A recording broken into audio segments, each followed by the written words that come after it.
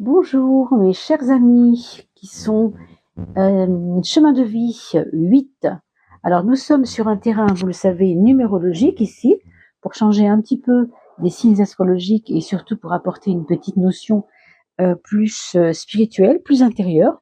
On a donc choisi de parler de l'âme sur les chemins de l'âme ici, sur cette playlist, sur ces vidéos qui vont donc parler de l'automne 2024 par chemin de vie. Autrement dit, vous avez dû calculer que vous étiez chemin de vie 8. Et bien sûr, je fais le petit rappel et vous passez un petit peu plus loin, dans 15 secondes, 20 secondes, plus loin si vous avez déjà la méthode. Mais pour celles et ceux qui ne connaissent pas le fonctionnement, le comptage, comment trouver un chemin de vie, eh bien voilà, je vous montre la méthode. C'est très très simple. Il vous suffit de prendre votre jour de naissance, votre mois de naissance et votre année de naissance. On va donc parler de l'exemple Romain. Romain est né le 23 juillet 1998. Le 23, si vous additionnez le 2 avec le 3, vous trouvez un 5, d'accord? Si vous comprenez que le 7e mois de juillet est le 7e mois, on va donc rajouter le 7, ok? 5 plus 7. Et ensuite, on va rajouter l'année, mais l'année réduite à 2 chiffres, puis un chiffre. Donc 1998, c'est très simple, 1 plus 9 égale 10, plus 9 égale 19, plus 8 égale 27. Et 27, ça nous fait 2 plus 7 qui fait 9, d'accord? 5, donc plus 7, plus 9, d'accord? 5 plus 7, ça fait 12, plus 9, ça fait 21. Et 21, ça va donc nous faire un 2 avec un 1, 2 plus 1, on va trouver le 3. Dans votre cas, nous avons trouvé le 8, chemin de vie 8. On va donc regarder pour vous, mes chers amis, les messages de votre âme durant cette saison d'automne. Vous savez que l'automne, c'est un petit peu la récolte au niveau de l'année. Le printemps, c'est la nouveauté, n'est-ce pas? L'été, c'est le plein essor de ce que nous vivons.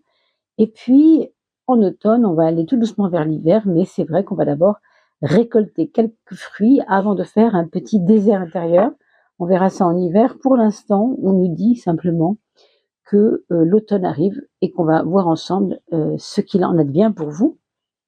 De toutes ces étapes à vivre pour cet automne 2024 pour vous, mes amis, chemin de vie 8. Alors, le chemin de vie 8, vous savez que c'est un signe, on va dire, un peu absolu, hein. Donc, on va regarder ensemble la carte du je suis et puis, bien entendu, les 3 axes principaux que je vous expliquerai dans un instant. Le temps de continuer mon petit tirage. Et je suis à vous.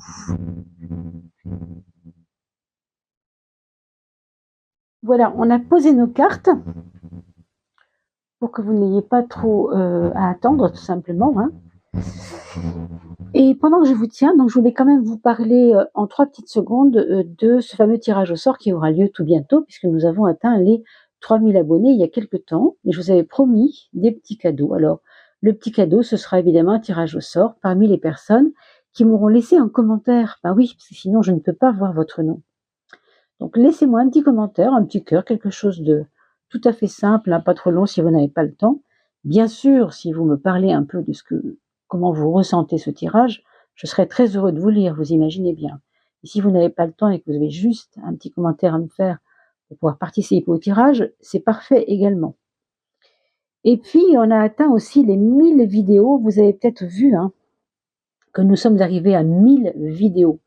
C'est juste énorme et je vous remercie de votre fidélité. C'est grâce à vous que j'ai tenu le coup jusque-là et que j'ai continué à mettre ces vidéos chaque quinzaine, on va dire, hein, pour schématiser un petit peu, chaque 3 semaines à peu près. Je mets ces vidéos toujours en place depuis ces 5 années, grâce à vous. Donc merci à vous et puis bravo à tous d'avoir participé à tout ça avec moi depuis le temps. Alors regardons maintenant ensemble quel est le principal pour vous à travailler. Quelle est la chose la plus importante à travailler pour cet automne en tant que chemin de vie 8, quel que soit votre signe. Vous pouvez être taureau, scorpion ou verseau et être chemin de vie 8 évidemment. Ça va vous réunir et ça va vous donner un peu une approche nouvelle de ce que vous ce que vous avez à travailler, en tout cas à travailler le plus. On vous parle de l'attachement au manifesté. Faites attention aux signes.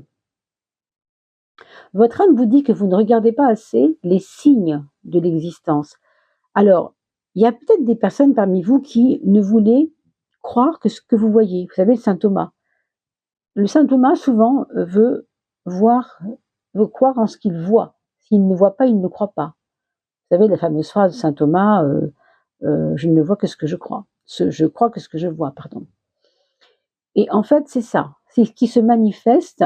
Vous devez vous attacher, non pas au sens où on peut l'entendre, hein, au sens négatif du mot attaché, hein, bien sûr, mais en tout cas à être vraiment en relation avec les signes que la vie vous donne et qui se manifestent, parce que ça veut vous dire quelque chose.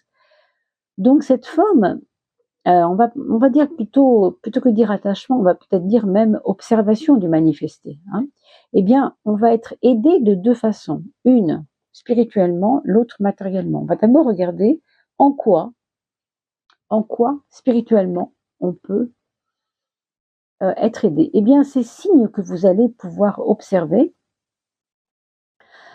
auront une incidence dans votre corps, dans votre chair, dans votre impression sensorielle, sensuelle même.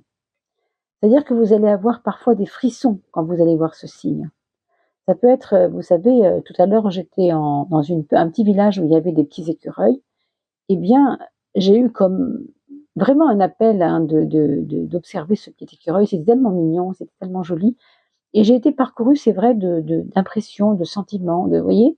Et se toucher, c'est ça, c'est qu'on est vraiment dans le sensuel, on est vraiment dans le corporel. Autrement dit, ces signes que vous voyez qui vous paraissent un peu nébuleux, alors c'est un nuage, on ne peut pas toucher un nuage, évidemment, si un nuage passe et qui ressemble à votre petit chien que vous avez perdu il y a 10 ans, bon, bien sûr que vous allez être touché, hein, vous allez être touché, hein, comme c'est écrit ici, mais dans le sens spirituel, on est touché, mais bien sûr, on ne peut pas être touché par un nuage qui n'a pas vous voyez, c'est pas physique, c'est vraiment quelque chose qui vient du haut. Donc observez bien ces signes parce que ça peut être intéressant pour vous et ça peut vous aider encore mieux à comprendre ces signes parce qu'avant vous ne les compreniez peut-être pas autant. Comment vous pouvez être aidé par le bas, c'est-à-dire par l'aspect physique, physiologique du terme? Eh bien, Atman, ça va nous parler de la notion de être prêt comme si on vous disait par exemple demain tu vas à l'école, vous voyez? Vous êtes un enfant, vous avez 6 ans et c'est votre CP demain, voilà. Atman, c'est celui qui se prépare déjà à recevoir bientôt, la mission ou l'impression que la chose va changer, quelque chose va changer ou un renouveau incroyable demain. Vous voyez, on se prépare à quelque chose. C'est cette notion de préparation qui va vous aider, et ça vous ne pouvez pas le comprendre maintenant parce que nous sommes à peine rentrés dans l'automne, et si je ne me trompe pas, chaque saison fait 3 mois. Vous voyez, ce qui est beau là-dedans, c'est qu'on a le temps de ressentir ça. Donc prenez peut-être des petites notes, revenez sur la vidéo en novembre, regardez comment ça a travaillé en vous, et regardez si ce qui avait été dit ici, eh bien, ça parle davantage. Donc, il faut vous préparer à une sorte de renouveau, je ne sais pas, mais comme si c'était des informations nouvelles pour vous qui vont vous parvenir et qui vont peut-être changer le cours des choses, notamment quant à la confiance que vous avez dans les signes autour de vous, les signes de la vie. Vous savez, on dit souvent, si je marche 3 pas et que je tombe sur un caillou noir, c'est que mon examen va mal se passer. Si je marche 3 pas et que je tombe sur un caillou blanc, c'est que mon examen va bien se passer. Vous voyez, on a des petites croyances comme ça. Ça, c'est ce qu'on appelle le manifester. Hein. Si vous croisez un chat rond, vous allez avoir une réponse ceci. Si vous croisez un chat blanc, vous allez avoir une réponse cela. Vous voyez? Donc ça, je ne connais pas vos croyances, c'est vous qui pouvez savoir. Mais on a tous fait ça quand on était enfant. Eh bien, on va retrouver un peu ça pendant cet automne. Il y aura cette notion-là. Cette notion de voir les signes, comprendre les signes. Alors, on voit maintenant ce que vous avez déjà dépassé, ce que vous avez déjà réglé, et ce que vous êtes en train d'abandonner. Alors, déjà dépassé, ça c'était hier, eh bien, la notion de contentement. Ici, on vous dit que vous avez sans doute encore, bien sûr, une grande joie intérieure quelquefois quand vous vivez quelque chose de magnifique. Et pourtant, ce qu'on vous dit, c'est que ce n'est plus à rechercher cette joie-là. Cette joie-là, elle fait partie de vous. Elle n'est plus dans votre combat. Elle n'est plus dans dans vos préoccupations. Elle ne doit plus maintenant devenir un problème. Par exemple, si vous êtes quelqu'un de plutôt déprimé, vous allez faire tout ce que vous avez besoin de faire pour vous marrer, quoi. Vous allez sortir en boîte, vous allez vous étourdir avec un petit verre d'alcool parce que ça fait du bien. Vous pouvez toujours le faire, c'est votre droit. Tout le monde est libre, bien sûr. Mais ce qu'on vous dit ici, c'est que cette idée du contentement pour le contentement, elle est dépassée, hein. Vous êtes en train de la dépasser, vous l'avez peut-être déjà dépassée, vous allez peut-être le sentir. Vous voulez peut-être plus de profond. Moi, j'ai l'impression qu'à travers ça, on vous dit parce qu'il y a de la profondeur. Alors, on va regarder la cause profonde, justement, hein. Peut-être qu'on va avoir une réponse dans ce sens, je ne sais pas du tout. On vous parle de connaissance. On vous dit que c'est parce que vous vous connaissez mieux au fond. Vous avez peut-être eu besoin de vous étourdir un peu dans un passé plus ou moins lointain, quand vous étiez ado, quand vous étiez jeune adulte, ou peut-être il y a encore 3 ans, hein, peut-être 6 mois, je ne sais pas à quoi ça correspond. Mais on vous dit aussi aujourd'hui que comme vous vous connaissez mieux, vous allez avoir tendance à ne plus rechercher la griserie, si vous voulez, être grisé, pas être gris forcément, mais être grisé par les choses. Vous voyez, rechercher la joie pour la joie, le contentement pour le contentement, la déconnade pour la déconnade, hein, pour parler un peu plus trivialement, vous voyez. Non, parce que vous savez aujourd'hui que la connaissance de vous-même vous envoie des signes, encore une fois, que peut-être vous êtes rentré sur un champ un petit peu plus sérieux, un champ de connaissance de vous-même, peut-être de comprendre aussi les manifestations. Ici, on voit les manifestations, l'esprit du manifester, ce qui se manifeste d'une autre façon, d'un autre angle. Autrement dit, vous devenez peut-être un peu sage, non? Parce qu'on voit qu'il y a une accalmie du jeu, de la joie, ou des choses de cet ordre-là, hein. Non pas qu'il faille être triste, mais simplement comprendre on doit dépasser cela, que si on voulait se marrer pour se marrer, ben là, on est passé peut-être à autre chose. Alors, qu'est-ce qu'on a réglé? Qu'est-ce qu'on est en train de régler? Peut-être encore un peu. On est en train de régler le problème de la discipline. Vous avez dû être hyper, je pense, hein, que vous avez dû être assez, j'arrive pas à trouver le mot, exigeant, voilà, exigeant avec vous. Vous exigiez votre lit au carré dans votre vie, vous voyez, c'est une image, hein, c'est pas que vous faites votre lit au carré forcément, mais peut-être que dans votre vie, vous meniez votre vie comme quand vous faites votre lit au carré. Il ne faut pas qu'il y ait un pli qui dépasse, il faut que l'oreiller soit bien, vous voyez.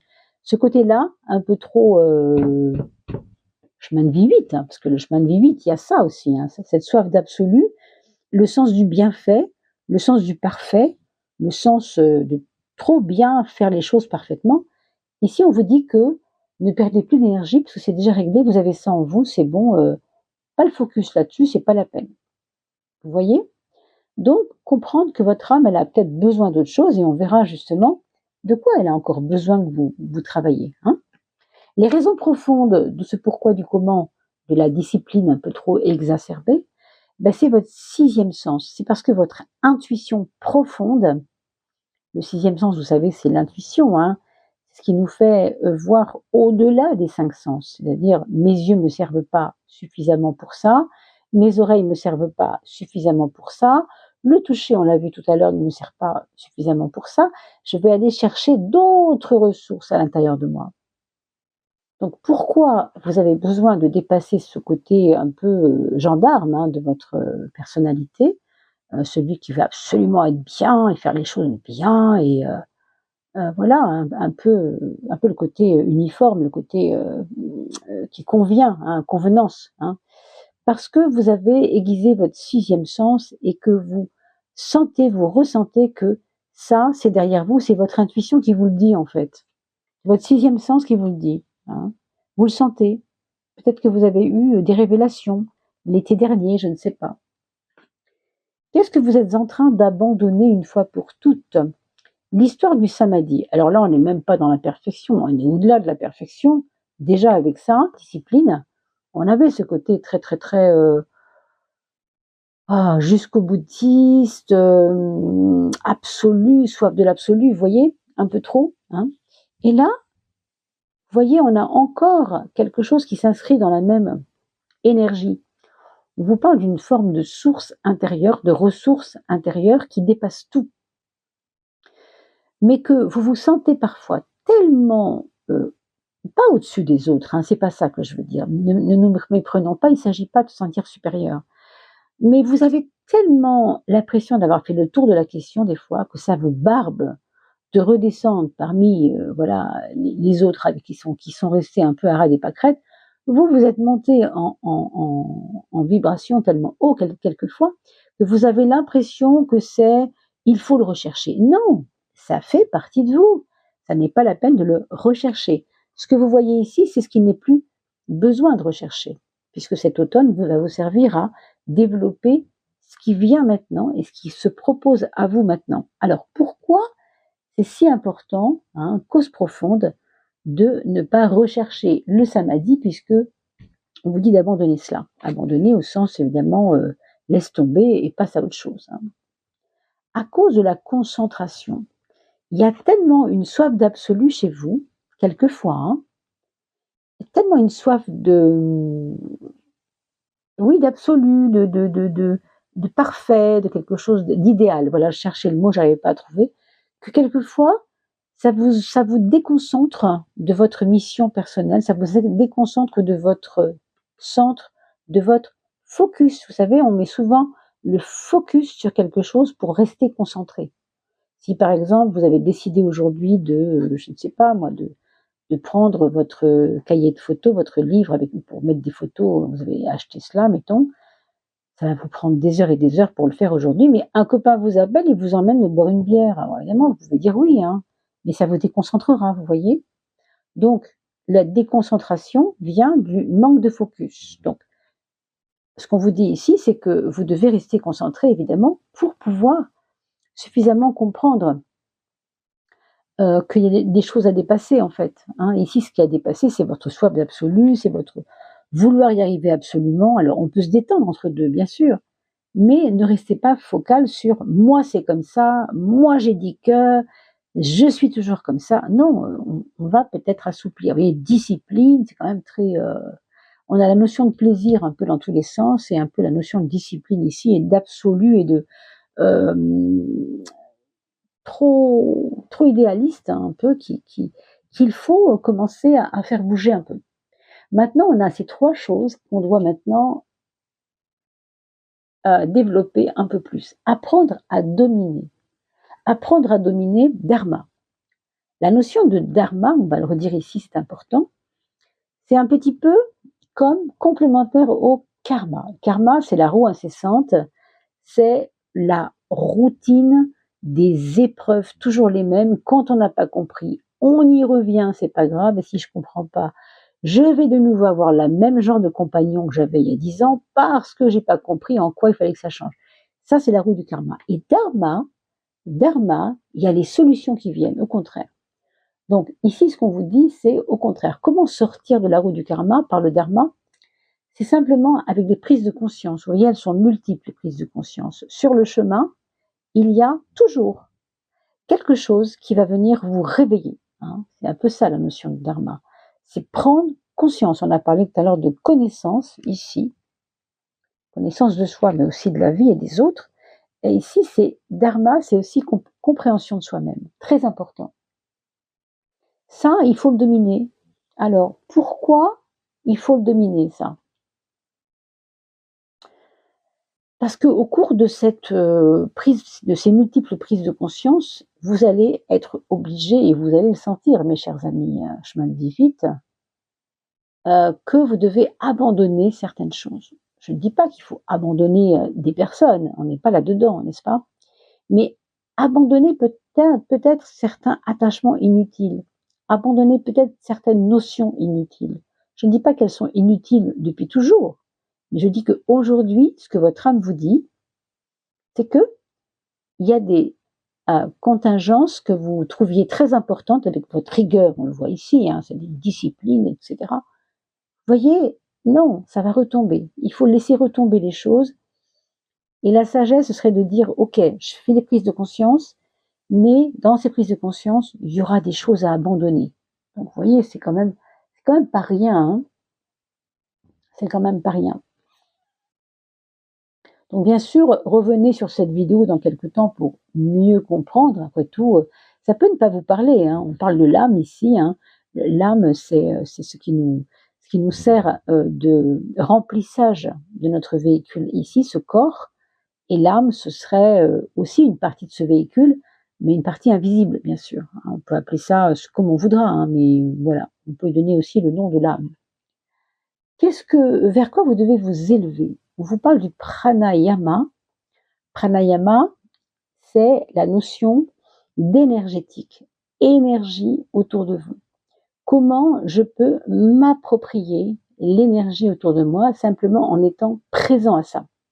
Alors vous allez me dire, ça va paraître abstrait, mais les bébés qui naissent au monde, ne comprennent absolument rien à la vie. Je veux dire, ils sont d'une pureté incroyable au point qu'ils ne savent rien, puisqu'ils ont tout oublié de ce ils ont vécu dans le ventre de maman.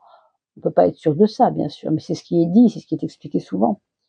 Tout ce qu'ils savent faire avec leur mécanique intérieure, c'est de respirer. On inspire et on souffle. Vous voyez cette espèce de volute comme ça, c'est les poumons se remplissent et ils se vident. Les poumons se remplissent et on pourrait dire c'est une forme d'électrocardio quelque chose, mais pour la respiration. On vous dit que c'est important d'écouter votre rythme respiratoire. Pourquoi c'est important? On va regarder.